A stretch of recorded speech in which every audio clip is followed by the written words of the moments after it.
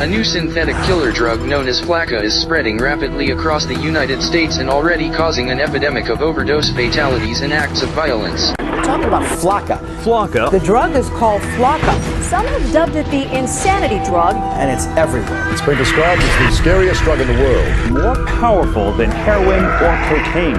This is a synthetic drug that can alter your state of mind, raising excited delirium, body temperature, and literally losing their mind. They're all experiencing like superhuman kind of strengths. Or it takes 6 policemen to hold them down. That's a problem. Psychotic breakdowns, hallucinations, aggressive, violent behavior, cannibalism and self-mutilation, indiscriminate violence. When FLAKKA takes over. We are living in the context of the end of the age. We are a nation under judgment.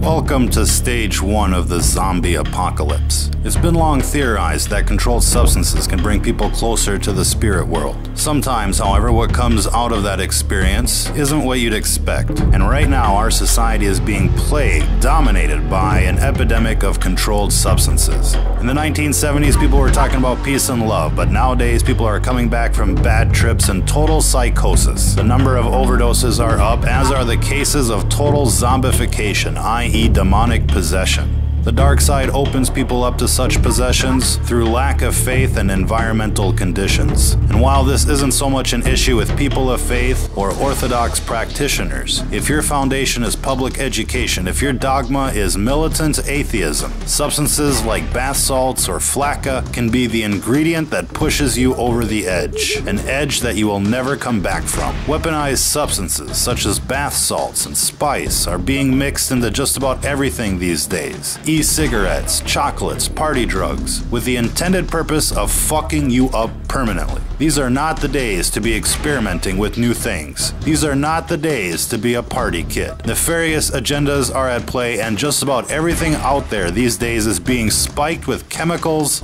to do you in. This recent craze of legal highs, for example, has become epidemic in proportion. Coupled with the outbreak of pharmaceutical abuse, heroin abuse, meth abuse, this all has the potential to doom an entire generation like never before. Our message is clear. Don't be a guinea pig. Whatever is out there circulating on the streets these days is experimental in nature. Cities are receiving experimental batches so that the effects can be recorded and analyzed. Now, we'd like to think that most of you out there have the common sense to avoid these types of substances. But if not, let this be a fair warning to you. If what you're into is not 100% natural, if your surroundings and mental state is not 100% positive, whatever you're thinking about is not worth the experimentation. Even alcohol has the potential of channeling in evil spirits. If you go to a liquor store, in British English societies, hard liquor is called spirits, and it's called spirits for a very good reason. Again, these are gateway substances, and when they're added to the atheist psyche, anything is possible. If you've ever seen somebody turn bright red while drinking, you're basically watching demonic forces take over. Most times, the affected individuals are unaware, and while most of us dismiss their drunken behavior as simply being drunken behavior, there is something else going on. The dark side is constantly trying to induce what's called mutation by design. It's the main reason why everything you buy is laced with chemical or unnatural substances. They call the food GMOs, with the intended purpose of changing the composition of people from a natural state to an unnatural state, from a natural vibration to an unnatural vibration. And while this gets into the metaphysics of the world at large, what you're seeing here isn't natural,